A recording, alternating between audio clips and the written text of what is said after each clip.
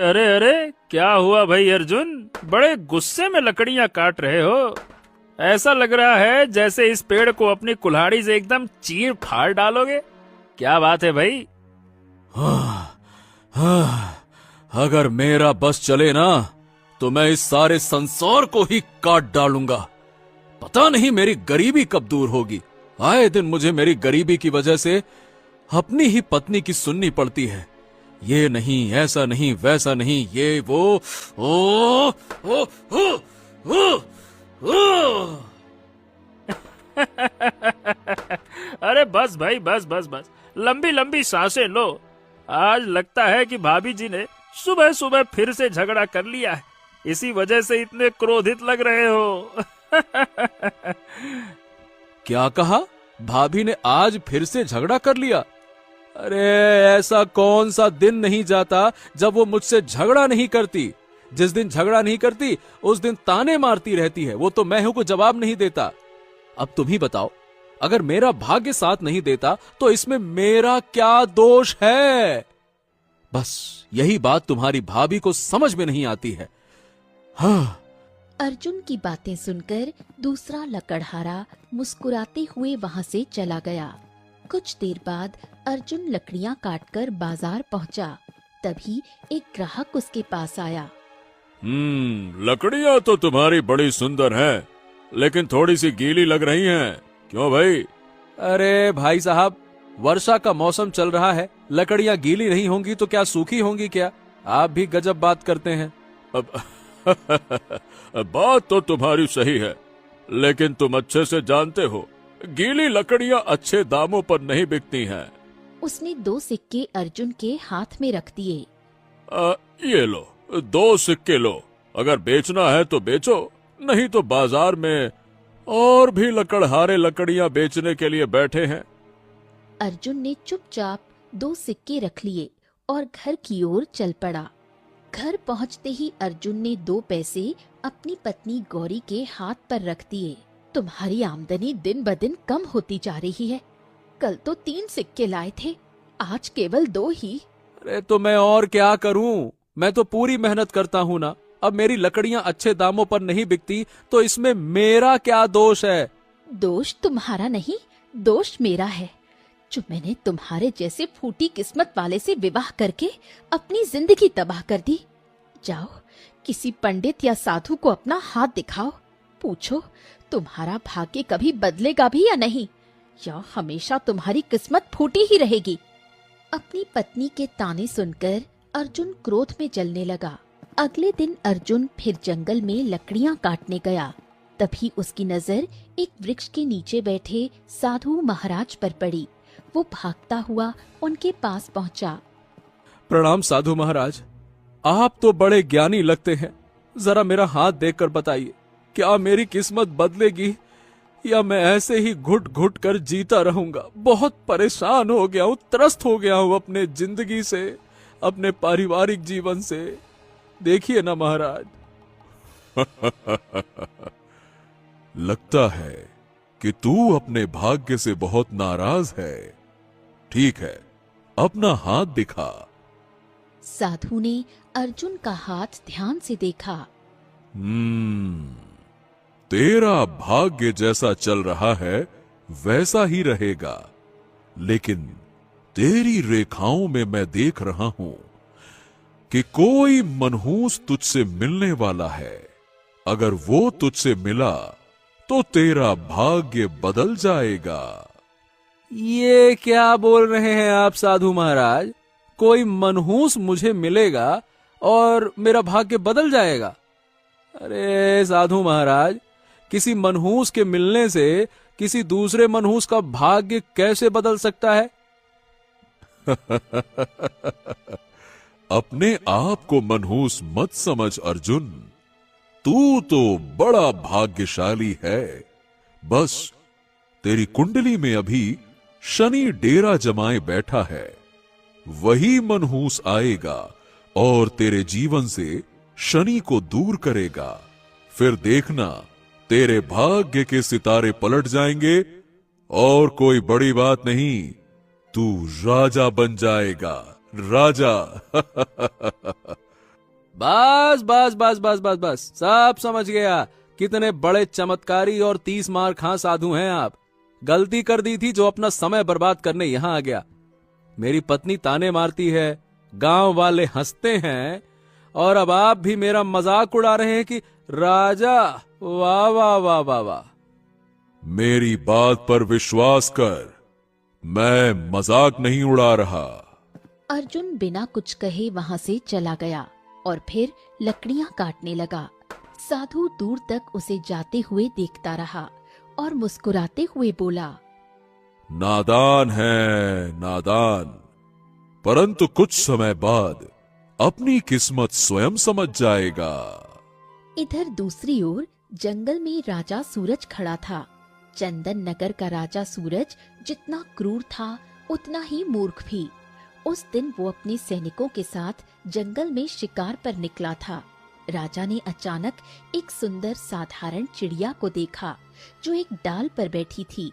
राजा मुस्कुराया और धनुष पर तीर चढ़ा दिया। महाराज, आप तो शेर का शिकार करने आए थे, पर आप एक मासूम चिड़िया पर निशाना लगा रहे हैं।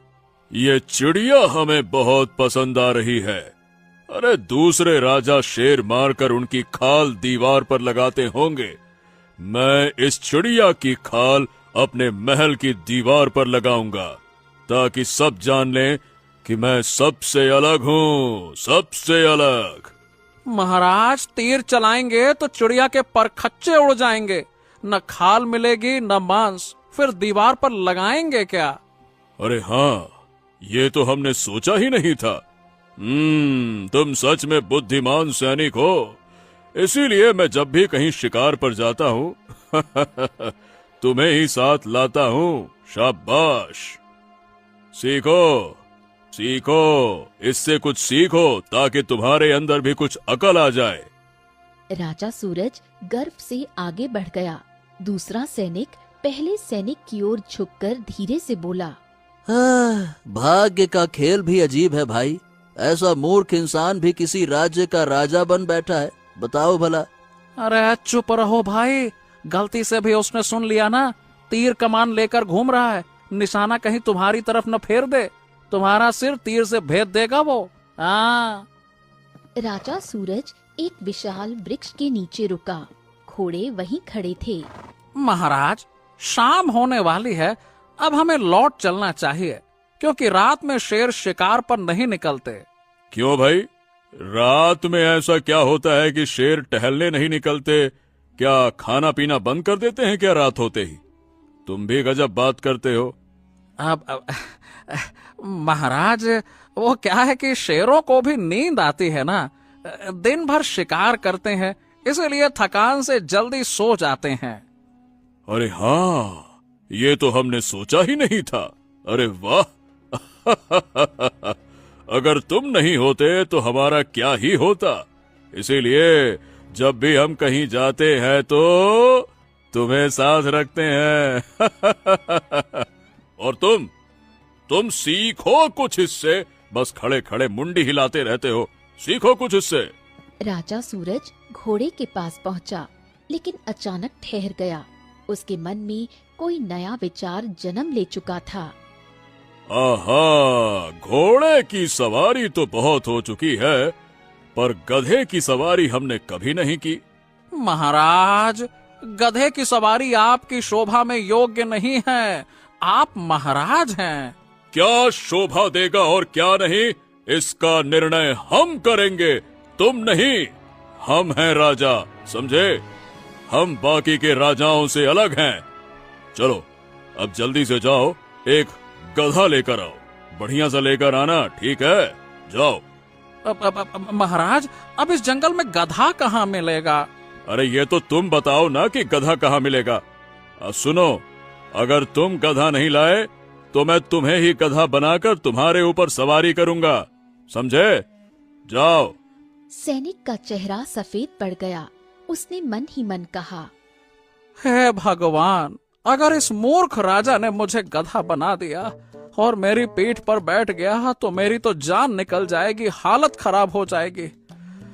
अब कुछ भी करके मुझे एक गधा तो ढूंढना ही पड़ेगा। सैनिक जंगल में भटकता रहा। मन में चिंता और डर दोनों थे। आखिरकार वो एक वृक्ष के नीचे रुका और सोचने लगा। हाँ, हे भगवान, अब ये मैं किस मुसीबत में फंस गया हूँ। अब इस राजा के लिए गधा कहाँ से लाऊं? इस दुनिया में ऐसा कौन सा बेवकूफ राजा होगा जो घोड़े की जगह गधे की सवारी करेगा? हाँ, इतने में उसकी नजर दूर खड़े एक विचित्र गधे पर पड़ी। गधा उसे देखकर स्थिर खड़ा था। हाँ, हे भगवान, आज तुम सच में मुझ पर मेहरबान हो। अरे मैं भी गधा ही हूँ। काश कुछ और मांग लेता तो मेहरबानी कुछ अच्छी हो जाती, पर क्या करूं, इस मूर्ख राजा के साथ रह रहकर अब तो इच्छाएं भी मर गई हैं। सैनिक गधे के पास गया, मुस्कुराया और बोला, ओ भैया गधे, हाँ आओ मेरे गधे, आज तो तुम्हारा भाग्य खुल गया। किसी राज्य का राजा आज तुम्हारी पीठ पर सवारी करेगा। थोड़ी देर बाद वो गधे को लेकर राजा सूरज के पास लौटा। आहा अगर तुम नहीं होते तो न जाने मेरा क्या होता।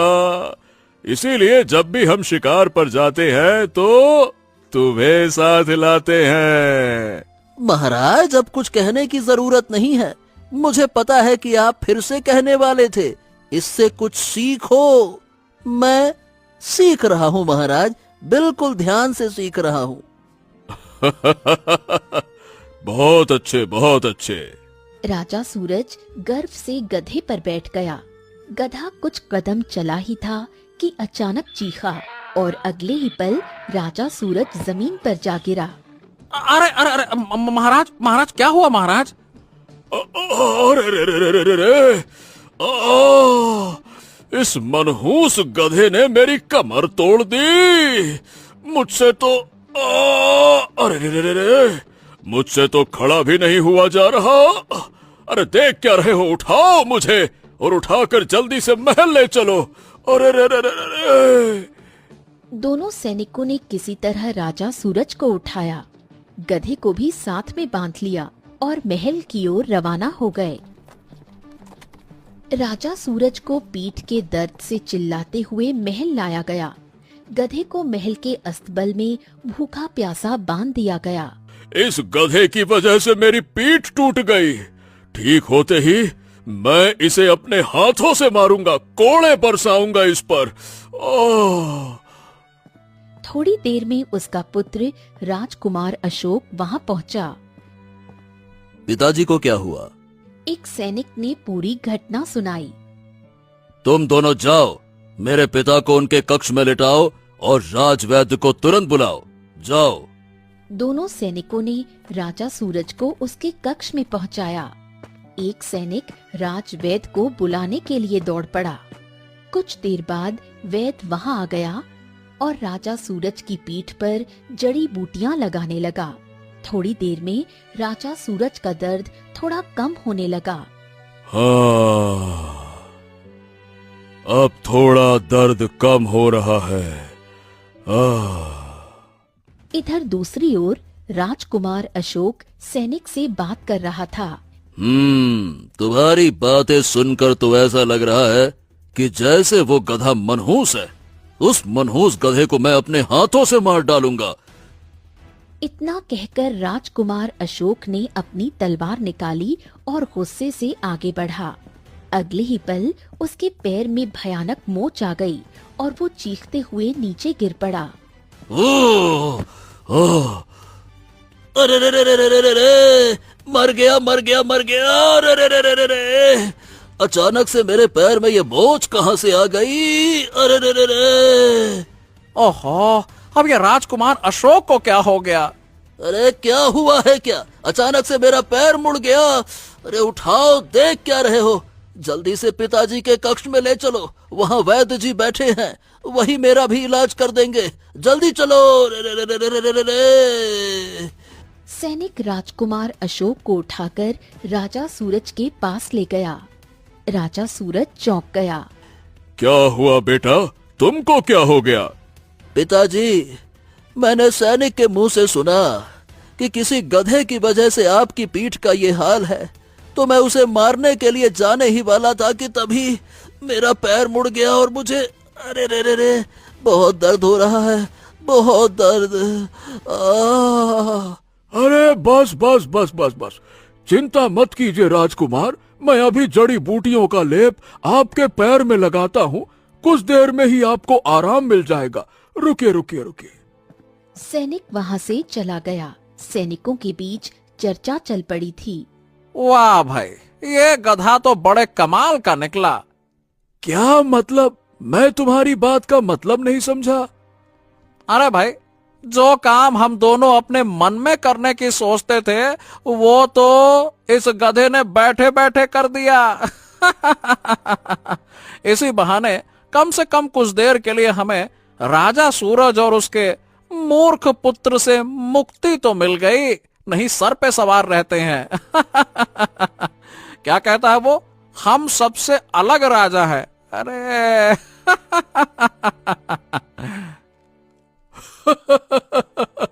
हाँ हाँ हाँ, बिल्कुल सही कहा तुमने।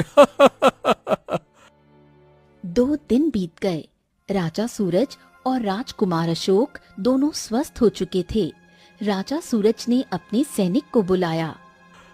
सैनिकों, हमने अपना इरादा बदल दिया है। इस गधे को तो हम मारेंगे, पहले हम इसके मालिक को मारेंगे। जाओ, जाकर इस गधे के मालिक को ढूंढ कर लाओ। महाराज, उस गधे का कोई मालिक नहीं है।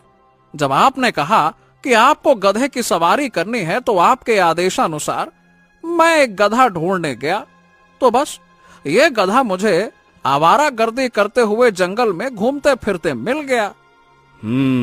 कोई बात नहीं। एक काम करो, उस गधे को महल की छत पर लेकर जाओ।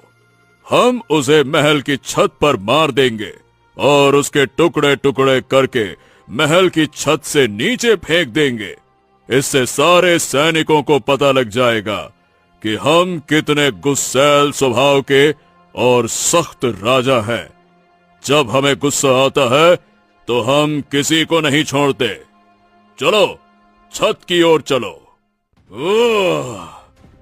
राजा सूरज महल की छत की ओर बढ़ा। सैनिक गधे को पकड़कर छत पर लेकर आए। कुछ देर बाद छत पर गधा खड़ा हुआ था। राजा सूरज तलवार निकाल कर बोला, गधे, अब तेरा अंतिम समय आ गया है, अब हम तुझे नहीं छोड़ेंगे। गधा डरकर भागा और इधर उधर भागने लगा। भागते भागते उसका सिर राजा सूरज के शरीर से टकराया। राजा सूरज छत के किनारे खड़ा था। उसका पैर लड़खड़ा गया। उसने गधे को पकड़ लिया। उसका भार बढ़ गया। दोनों एक साथ छत से नीचे गिर गए। छत से गिरते ही महल में हड़कंप मच गया। सैनिक नीचे दौड़े। हाँ, हे भगवान, राजा सूरज और गधा नीचे गिर गए। अरे वो तो ठीक है भाई, गधा तो खड़ा है, महाराज के प्राण पखेरु उड़ चुके हैं।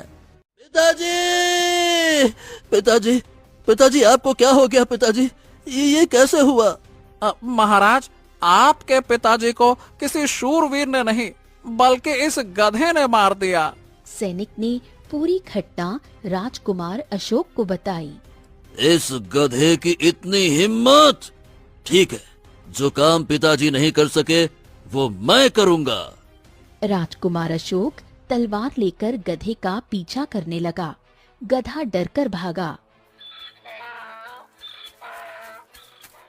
सैनिकों, जाओ सेनापति को बुला कर लाओ। जाओ और कहो कि सेना तैयार करें, इस गधे का पीछा करो। मुझे किसी भी कीमत पर यह गधा चाहिए। जाओ। सैनिक दौड़ा और सेनापति के पास गया। राजकुमार ने कहा है कि सेनापति को बुलाओ और पूरी सेना को इस गधे के पीछे लगा दो। ये क्या बात कर रहे हो? इस गधे के पीछे पूरी सेना लगा दें? लगता है कि राजकुमार मूर्ख हो गए हैं क्या? ये तो हमारी सेना का अपमान होगा। हाँ, तो फिर मेरे साथ चलिए, इस गधे को पकड़ने का प्रयास करते हैं। आइए। सेनापति और सैनिक दोनों जंगल की ओर दौड़े। गधा बहुत तेज भागा और जंगल की गहराइयों में गुम हो गया। उसी समय अर्जुन एक वृक्ष के पास लकड़ियां काट रहा था। तभी वही गधा दौड़ता हुआ आ गया और अर्जुन की ओर देखकर बोला, मुझे बचा लो, मुझे बचा लो, मुझे बचा लो, राजकुमार मेरे पीछे पड़ गया है, वो मुझे मार डालेगा, मुझे बचा लो। गधे की मनुष्य जैसी आवाज सुनकर अर्जुन के हाथ से कुल्हाड़ी गिर गई और वो चौंक कर बोला, हे भगवान, ये किस मुसीबत में फंस गया। ये मनुष्य की आवाज में बोलने वाला गधा। नहीं नहीं नहीं नहीं नहीं, ये जरूर कोई राक्षस या पिशाच होगा। हे भगवान, हे भगवान। नहीं नहीं नहीं नहीं नहीं नहीं, मैं कोई राक्षस और ना ही पिशाच हूँ। मेरी मदद करो, मैं तुम्हें अपने बारे में सब कुछ बताऊंगा। मेरी बात तो सुनो, मैं बहुत परेशान हूँ। गधे की आंखों से आंसू छलकने लगे। अर्जुन को अनायास उस पर दया आ गई। उसी समय वहाँ एक सैनिक दौड़ता हुआ आता दिखाई दिया। न जाने क्यों मुझे दया तो आ रही है। अच्छा एक काम कर, चल चल, मैं तेरी जान बचाता हूँ। मेरे गांव चल और मेरे घर के अंदर छिप जा, वहाँ सैनिकों को शक नहीं होगा। चल चल चल चल, जल्दी चल। अर्जुन गधे को अपने घर ले आया। गधे को देखकर उसकी पत्नी गौरी चौंक गई। अरे, ये गधा कहाँ से उठा लाए? अर्जुन ने सारी घटना गौरी को बताई। गौरी चौंक कर डर गई। हे भगवान, तुम्हारा भाग्य वैसे भी तुमसे नाराज रहता है और अब तुम इस गधे को भी ले आए जो मनुष्य की आवाज में बोलता है।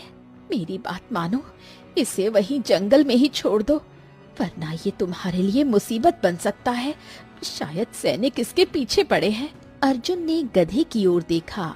असल में बात ये है कि जब भी मैं किसी के साथ रहता हूँ तो उसके साथ कुछ न कुछ बुरा हो जाता है। गधा सारी घटना बताने लगा कि किस तरह राजा सूरज ने उसकी पीठ पर सवारी की, किस तरह अशोक के पैर में मोच आई और किस तरह राजा सूरज महल की छत से गिरकर मर गया।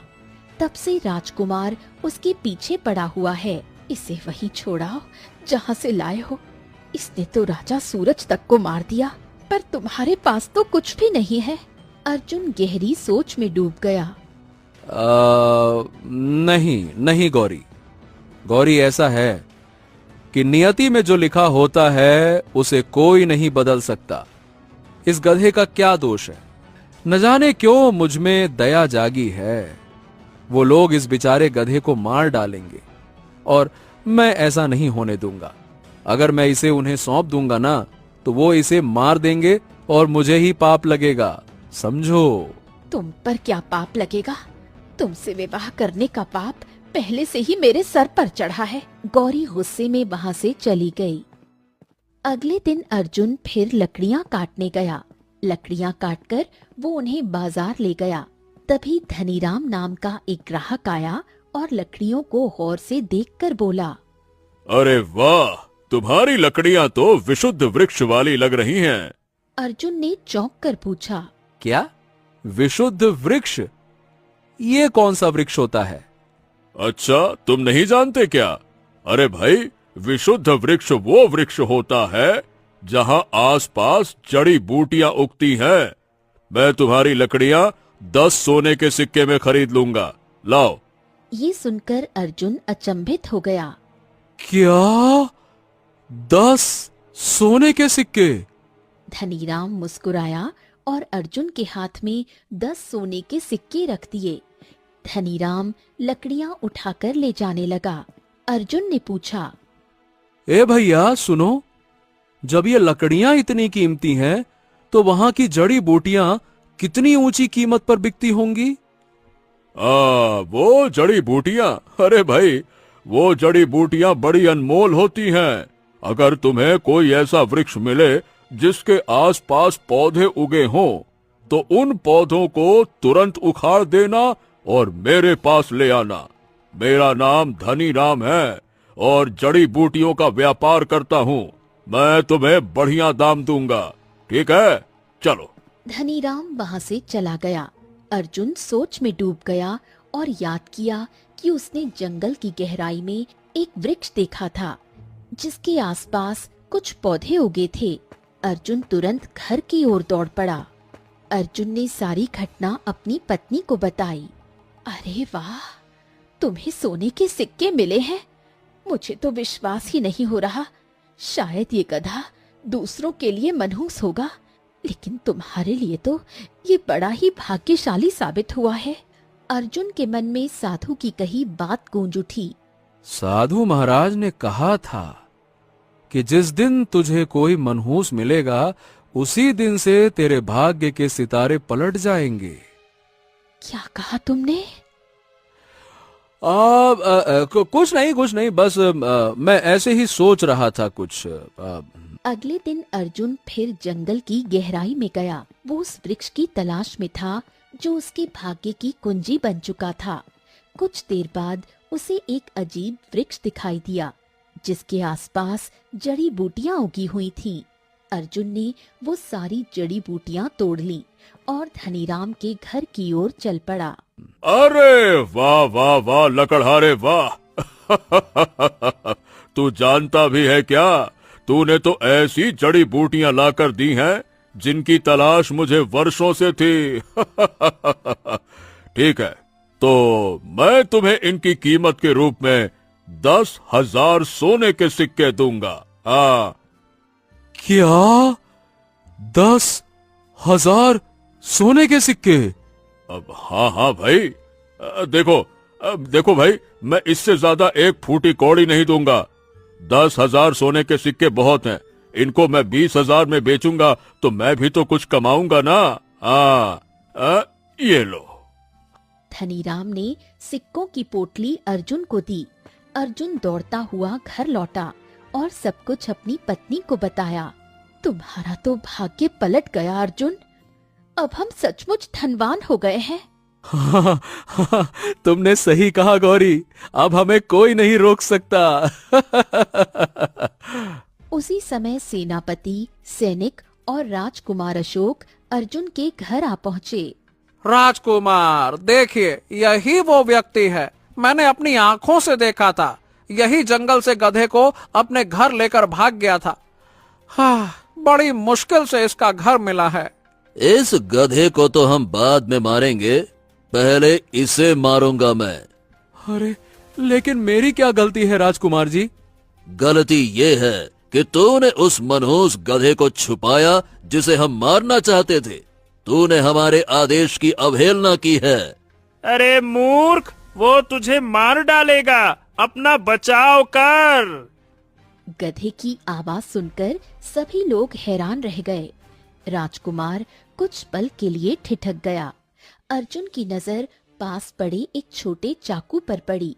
उसने चाकू उठाया और राजकुमार की ओर फेंक दिया। चाकू सीधा राजकुमार की टांग में जा घुसा। राजकुमार चीखा। उसका संतुलन बिगड़ा और उसकी तलवार उसके ही पेट में जा धंसी। कुछ ही पलों में वो वहीं ढेर हो गया। हाँ, सेनापति जी, यह तो मर गया। तुमने राजकुमार की हत्या की है, तुम्हें इसका दंड मिलेगा। शांत रहो सेनापति, शांत रहो। इस लकड़हारे ने किसी का वध नहीं किया। ये आत्मरक्षा थी। आत्मरक्षा? उसने किसी साधारण व्यक्ति से नहीं, राजकुमार से अपना बचाव किया है। और जो राजकुमार को मारता है वही राजकुमार कहलाता है। क्या मतलब है तुम्हारा? इसका मतलब ये है कि ये लकड़हारा ही अब इस राज्य का राजा है। हम सबको मूर्ख और अत्याचारी राजा और राजकुमार से मुक्ति मिल गई। ये है इसका मतलब।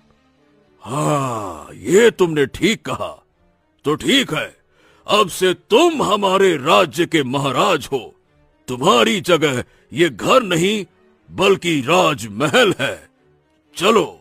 मुझे तो अभी भी विश्वास नहीं हो रहा कि तुम राजा बन गए हो अर्जुन। मुझे भी नहीं हो रहा गौरी, पर अब ये तो समझ में आ गया कि साधु महाराज की बात वाकई में सच्ची थी। उन्होंने कहा था कि कोई बड़ी बात नहीं कि तू राजा बन जाएगा। क्या मतलब अर्जुन? अर्जुन साधु की सारी घटना गौरी को बताने लगा। अर्जुन राजा बन चुका था। उसने अपनी पहली आज्ञा दी। गधे को राज दरबार में लाया जाए। महाराज, गधा राज दरबार में हाजिर है। तो ठीक है, उसे आगे लेकर आओ। अर्जुन अपने सिंहासन से उतरा और गधे के पास पहुंचा। उसने गधे की आंखों में देखा और मुस्कुराया। अगर तुम नहीं होते तो मैं आज भी एक साधारण लकड़हारा होता। तुम मेरे जीवन के भाग्य विधाता हो। अर्जुन ने अपना मुकुट उतारा और गधे के सिर पर रख दिया। उसी क्षण रंग बिरंगी किरणें फैल गईं और गधा एक सुंदर मनुष्य में परिवर्तित हो गया। महाराज, ये लीजिए मुकुट। ये मुकुट आपने मुझे पहनाया था, लेकिन ये मुकुट आपके सिर पर ही शोभा देगा। आप इस राज्य के सच्चे महाराज हैं। अर्जुन हैरान रह गया। लेकिन तुम हो कौन? मेरा नाम भाग्यवान है। भाग्यवान? क्या मतलब है तुम्हारे नाम का? मेरी बात गौर से सुनिए महाराज।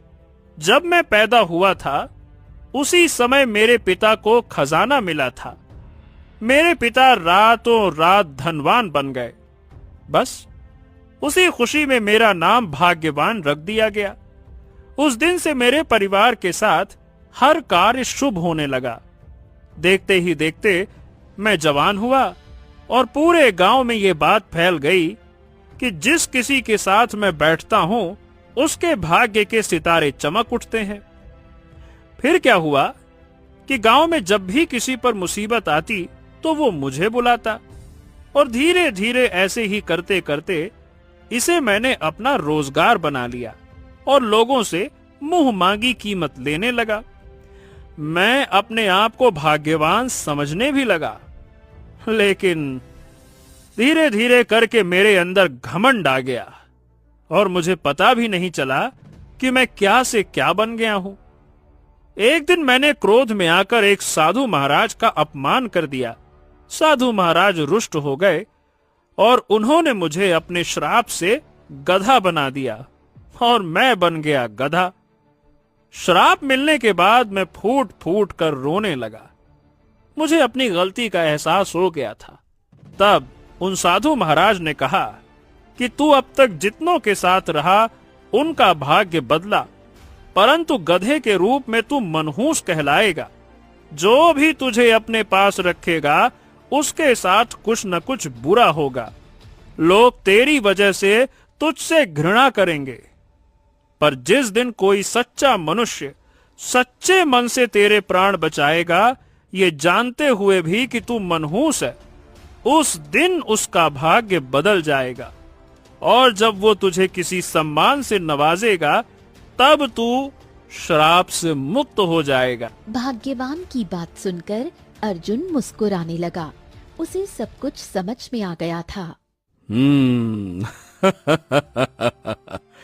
तो इसका मतलब मैं वही व्यक्ति था जिसने तुम्हारे प्राण बचाए।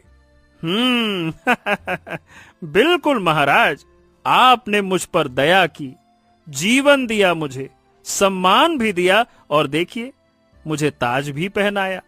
इसीलिए अब मैं अपने श्राप से मुक्त हो गया हूं। अब मुझे आज्ञा दीजिए महाराज।